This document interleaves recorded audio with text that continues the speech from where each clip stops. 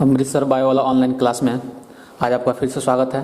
मैं आज आपके लिए लेकर आया हूँ क्लास 10th के विद्यार्थियों के लिए साइंस पार्ट में जो बायोलॉजी होता है, ठीक है, उससे संबंधित मैं क्वेश्चन लेकर आया हूँ। यह क्वेश्चन जितने भी हैं वो आपके अन्य कंपटीशन एग्जाम में भी हेल्पफुल हो सकते हैं। इसमें सबसे पहला क्वेश्चन जो होगा पूछ रहा है कि निम्नलिखित में से किस हार्मोन की कमी से मधुमेह रोग होता है। किस हार्मोन्स की कमी से मधुमेह रोग होता है, इसमें आप बताएंगे इंसुलिन की कमी से मधुमेह रोग होता है।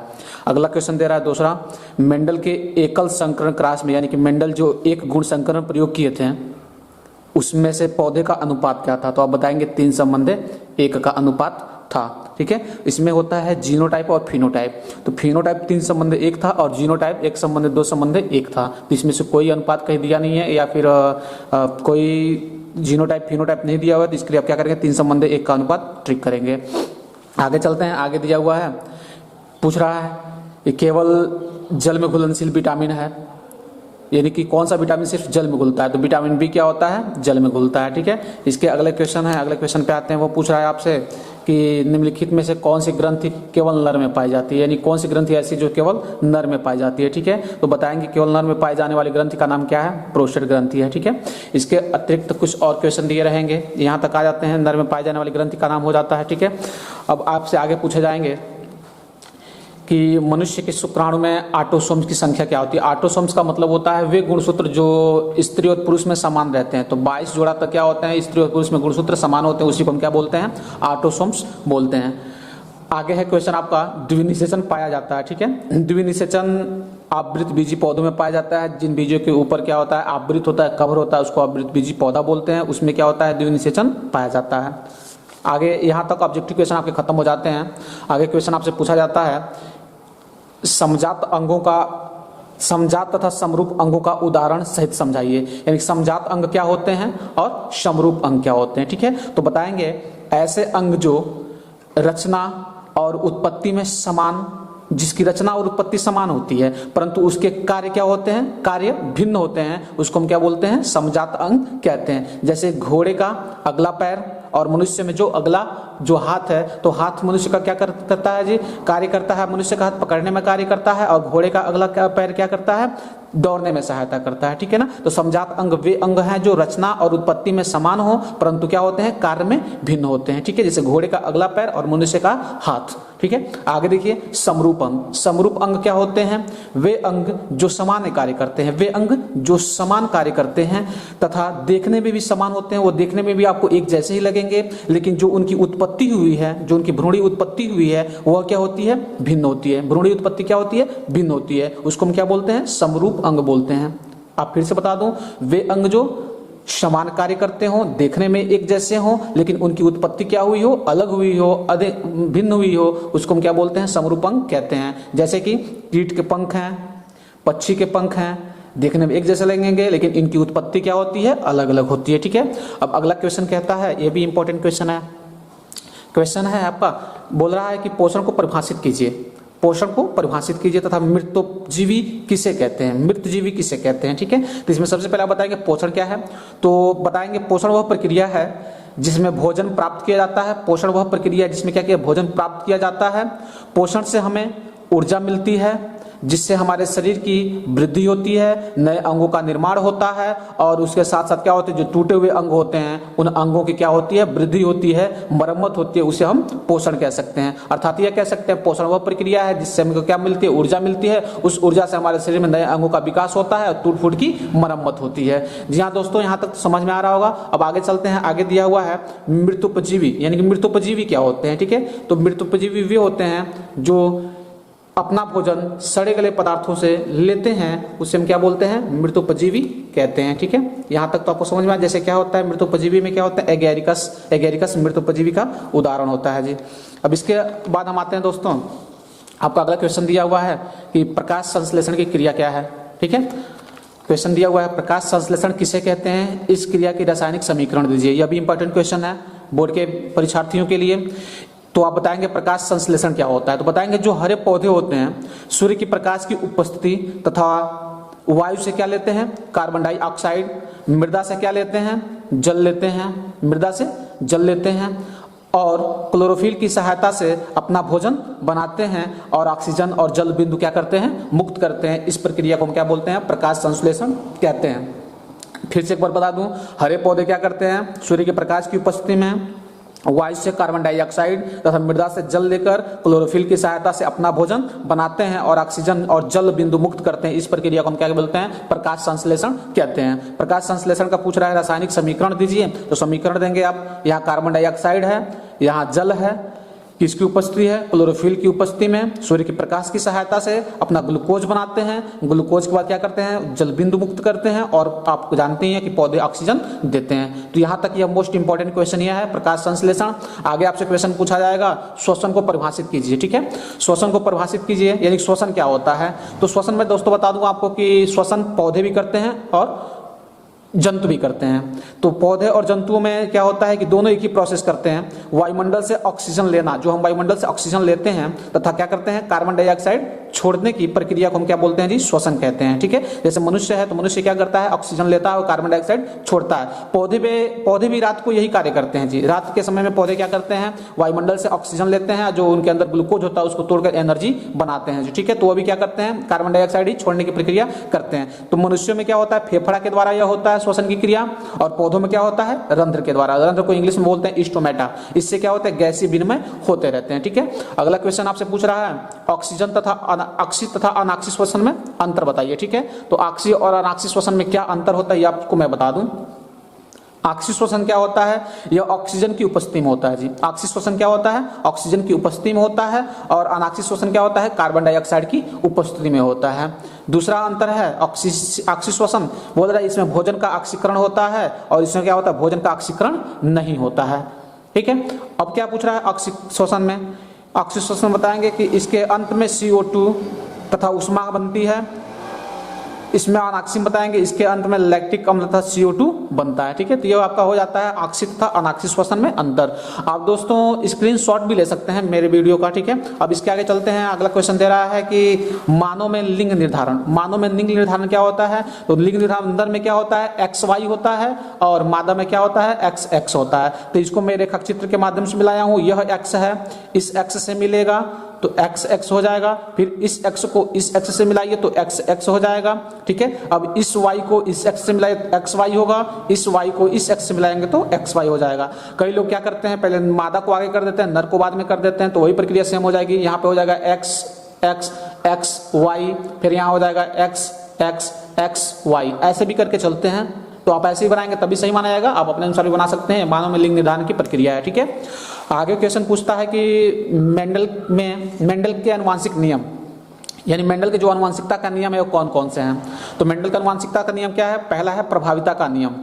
प्रभाविता का नियम में क्या होता है, जब दो युग्म विकल्प को संकरण कराते हैं, यानी दो युग्म विकल्प का मतलब क्या होता है, जैसे एक लंबे पौधे ले लिए, एक बौने पौधे ले लिए, अगर दोनों को हम क्या करते हैं, एक साथ संकरण कराते हैं, तो जो प्रभावी लक्षण होता है वह सभी पीढ़ियों में क्या होता है, दिखता है, और अप्रभावी लक्षण सभी पीढ़ियों में नहीं दिखता है। ठीक है, तो जो प्रभावी लक्षण है अपना प्रभाव दिखाता है, जैसे कैपिटल T प्रभावी है तो अपना हर पीढ़ी में अपना गुण दिखाएगा, और स्मॉल t क्या है, अप्रभावी है। ठीक है, आगे पूछेगा पृथक्करण का नियम बताइए। तो पृथक्करण का नियम क्या होता है, जब दो युग्म विकल्पों को अर्थात प्रभावी और अप्रभावी को आपस में मिलाएंगे तो उसके बाद क्या होता है कि प्रभावी लक्षण कुछ पीढ़ियों तक अपना प्रभाव दिखाता है, लेकिन क्या होता है आगे चलकर अप्रभावी लक्षण भी क्या होता है, पृथक हो जाता है। तो इस प्रक्रिया को हम क्या बोलते हैं, पृथक्करण का नियम कहते हैं जी। ठीक है, अब आगे आपका आएगा पृथक्करण के नियम के बाद स्वतंत्र अपव्यूहन का नियम। स्वतंत्र अपव्यूहन का नियम क्या होता है, मेंडल ने दो गुणों को संकरण कराया तो सभी लक्षण स्वतंत्र रूप से अपनी अभिव्यक्ति प्रदर्शित करते हैं। इसी को हम क्या बोलते हैं, स्वतंत्र अपव्यूहन का नियम कहते हैं। यानी कि एक साथ रहेंगे लेकिन बाद में क्या होता है, स्वतंत्र होकर अलग हो जाते हैं, उसे स्वतंत्र अपव्यूहन का नियम कहते हैं। आगे चलते हैं, आगे पूछ रहा है कि क्वेश्चन मेंडल के एक गुण तथा द्विगुण संकरण प्रयोग बताइए। यह इंटर के विद्यार्थियों के लिए बहुत इंपॉर्टेंट क्वेश्चन बनता है और हाई स्कूल के विद्यार्थियों के लिए भी इंपॉर्टेंट क्वेश्चन बनता है। मेंडल के एक गुण तथा द्विगुण संकरण प्रयोग बताइए। तो अब मैं इसको आपसे बताता हूं कि मेंडल के एक गुण तथा द्विगुण संकरण प्रयोग। ठीक है, तो इसमें आपके रहेंगे मेंडल के एक गुण और द्विगुण संकरण प्रयोग में यहां पे एक गुण संकरण प्रयोग है, यानी कि एक गुण का मतलब मेंडल ने क्या किया था, एक लंबा गुण लिया था और एक बौना गुण लिया था जी। ठीक है, दोनों को लेकर आपस में क्रॉस कराया। तो जब दोनों को लेकर आपस में संकरण कराया तो इन संकरण से जो उत्पन्न बीज थे, इसको हम बोलते हैं P1 जनरेशन यानी पैतृक पीढ़ी। इस पैतृक पीढ़ी में उन्होंने क्या किया था, इनके बीजों को इकट्ठा किया और उसको जब F1 यानी कि पहली पीढ़ी में उगाया, तो पहली पीढ़ी में उगाया तो देखा सभी क्या हुए थे, सभी के सभी लंबे पौधे हुए। जी हाँ दोस्तों, ध्यान रहे, मैं एक गुण संकरण प्रयोग आपको बता रहा हूँ। एक गुण संकरण प्रयोग में क्या किया था मेंडल ने, एक लंबे पौधे और एक बौने पौधे का चयन किया था, दोनों को संकरण करा के इनके बीजों को इकट्ठा किया।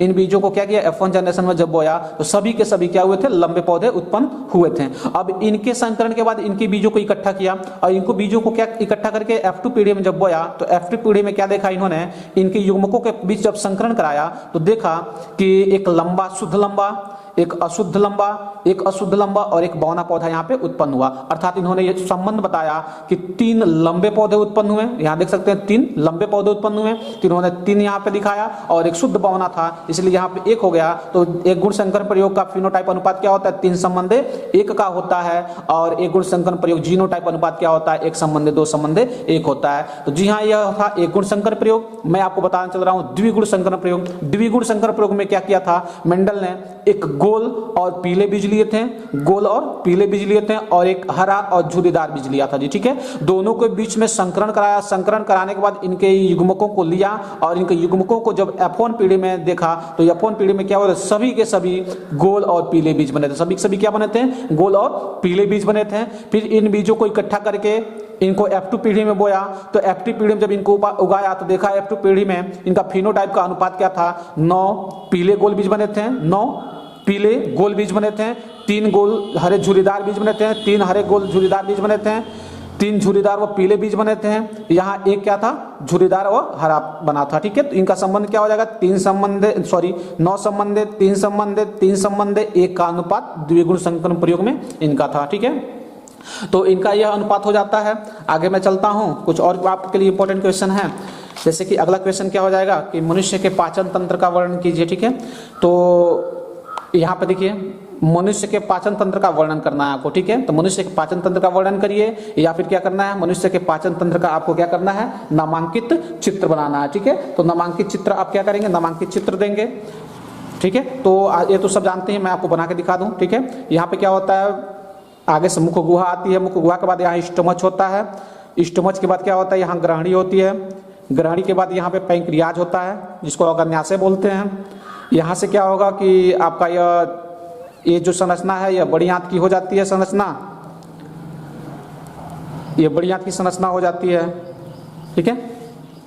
इसके बीच में क्या होता है कि यहाँ जब आएंगे तो यहाँ छोटी आंत क्या होती है, कुंडलित अवस्था में रहती है। यहाँ पे क्या होता है, लीवर का फंक्शन होता है, लीवर यहाँ रहता है, ठीक है। तो इसको हम क्या बोलते हैं, मुख बोलते हैं, ठीक है। यह क्या होता है, आमाशय होता है, यह अग्न्याशय होता है, यह बड़ी आंत होती है, यह छोटी आंत होती है, यह लीवर होता है, ठीक है। तो जी हाँ दोस्तों, यह आपको फिगर के द्वारा समझा दिया गया। अब कह रहा है मानव के पाचन तंत्र का नामांकित चित्र बने, नामांकित चित्र मैंने बना के दिखा दिया। इसके अतिरिक्त क्या कह सकते हैं कि जैसे मनुष्य के पाचन तंत्र का वर्णन, तो मुख, ग्रसनी, ग्रासनली, आमाशय, ग्रहणी, छोटी आंत, बड़ी आंत, मलाशय, मलद्वार, इन सब का आपको बनाना होगा या फिर आपको चित्र बनाना होगा, ठीक है। आगे चलता हूं, आगे दिया हुआ है मानव वृक्काणु नेफ्रॉन का सचित्र वर्णन करिए, ठीक है।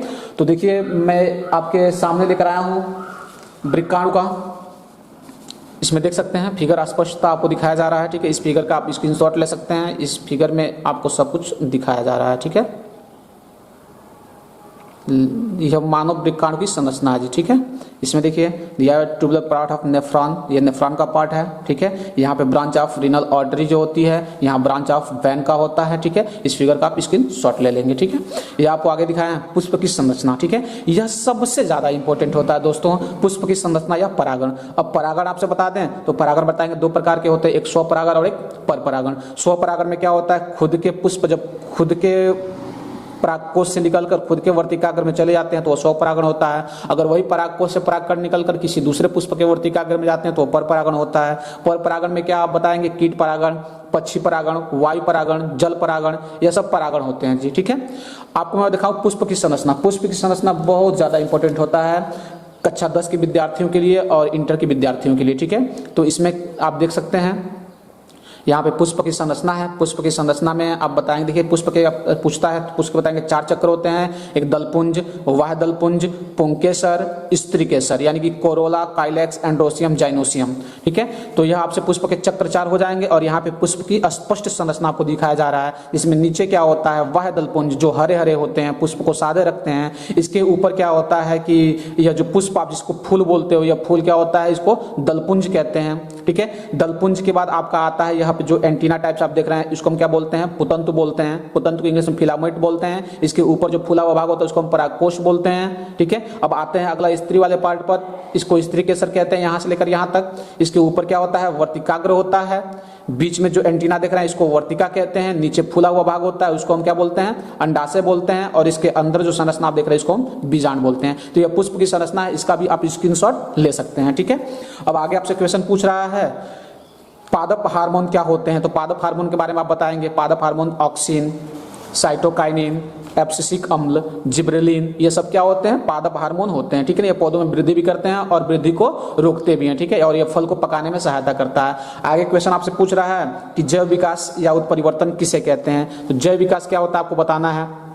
बताएंगे जीवों में होने वाला क्रमिक परिवर्तन, जिसमें निम्न कोटि के जीवों से उच्च कोटि के जीवों का विकास होता है, उसको हम क्या बोलते हैं, जैव विकास कहते हैं। ठीक है ना, तो जैव विकास से हो जाएगा जीवों में होने वाला क्रमिक परिवर्तन क्या कहलाता है जी, क्रमिक परिवर्तन जिसमें निम्न कोटि के जीवों से उच्च कोटि के जीवों का विकास होता है, उसको हम जैव विकास कहते हैं। अब जैव विकास में आपसे पूछ रहा है कि उत्परिवर्तन किसे कहते हैं, तो उत्परिवर्तन आपको मैं बता दूं, उत्परिवर्तन की खोज ह्यूगो डिब्रिज ने किया था जी। उत्परिवर्तन की खोज बारे में सिद्धांत किसने दिया था, ह्यूगो डिब्रिज ने दिया था। उत्परिवर्तन ऐसा एक है, इसमें क्या होता है कि जीवों में परिवर्तन पीढ़ी दर पीढ़ी नहीं होती है। उत्परिवर्तन में क्या होता है, जीवों में परिवर्तन पीढ़ी दर पीढ़ी नहीं होती है, बल्कि अकस्मात कोई नया लक्षण दिख जाता है, उसे हम क्या कहते हैं, उत्परिवर्तन कहते हैं। जैसे कि इन्होंने किया था, एक सांध्य प्रिमिरोज एक पौधा था, उसका नाम था सांध्य प्रिमिरोज। इसी पौधे पे इन्होंने क्या किया था जी, अपना उत्परिवर्तन का सिद्धांत दिया था। इसको इवनिंग प्रिमिरोज भी कहते हैं। इसका वैज्ञानिक नाम होता है आइनोथेरा लैमार्कियाना। ठीक है, तो इन्होंने इस पे देखा था, इसमें क्या होता है, अकस्मात कोई नया लक्षण दिख जाता है। जैसे हम लोग में क्या होता है कि कभी कभी माता पिता गोरे होते हैं, पुत्र सांवले उत्पन्न हो जाते हैं, या माता पिता लंबे हैं, पुत्र बौने हो जाते हैं। तो यह सब अकस्मात कोई नया लक्षण जो दिख जाता है, इसी को हम क्या बोलते हैं, उत्परिवर्तन कहते हैं। आगे चलते हैं, पूछ रहा है मनुष्य में मनुष्य के लार में पाए जाने वाले एंजाइम तथा लार ग्रंथियों की संख्या बताइए। यानी मनुष्य का जो लार होता है उसमें कौन सा एंजाइम पाया जाता है और इसकी संख्या कितनी होती है। तो यहाँ पे दिखाया गया मनुष्य में 3 जोड़ी लार ग्रंथियां होती हैं। कितनी जोड़ी होती हैं, मनुष्य में 3 जोड़ी लार ग्रंथियां पाई जाती हैं, और जो लार होता है उसमें टाइलिन नामक एंजाइम पाया जाता है। यह टाइलिन एंजाइम इसका पाचन करता है जी, मंड का पाचन करता है, यानी कि इसको इंग्लिश में बोलते हैं स्टार्च।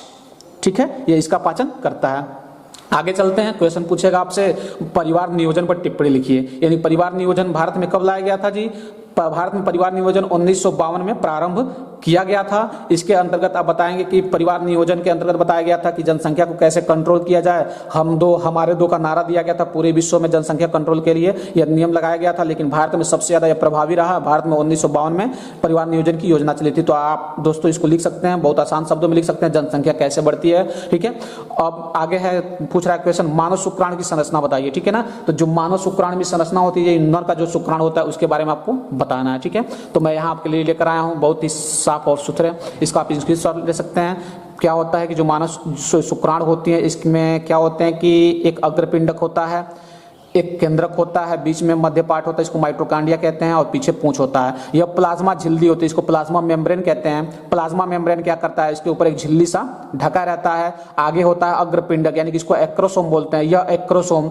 जब क्या होता है, हटता है, तभी यह क्या करते हैं, जाके अंड से क्रिया करने का काम करते हैं जी। ठीक है, जैसे कि यहाँ मादा का अंड है और ये पुरुष का स्पर्म जा रहा है, तो यह जब एक्रोसोम जब तक हटेगा नहीं तब तक निषेचन का कार्य नहीं करेंगे। ठीक है, तो आपको मैं यह बता दिया। आगे क्या होते हैं, केंद्रक, यहाँ के बीच में जो ग्रीवा होता है, गर्दन होता है, गर्दन को हम क्या बोलते हैं, केंद्रक बोलते हैं। ठीक है, यहाँ देखिए बीच वाले पार्ट में माइटोकांड्रिया पाया जाता है। यह माइटोकांड्रिया क्या करता है, इसको ऊर्जा प्रदान करने का काम करता है। माइटोकांड्रिया क्या करता है, शुक्राणुओं को ऊर्जा प्रदान करने का काम करता है। यहाँ पीछे वाले पार्ट में पूंछ होती है, यह पूंछ क्या करती है, उसको तैरने में यानी कि आगे बढ़ने में सहायता करती है। ठीक है ना, तो यह था मनुष्य का स्पर्म, इसका भी आप स्क्रीनशॉट ले सकते हैं। ठीक है, तो जी हाँ दोस्तों, यह वीडियो आई होप कि समझ में आई होगी। मेरे चैनल को सब्सक्राइब करें, लाइक करें और शेयर करें। नमस्कार।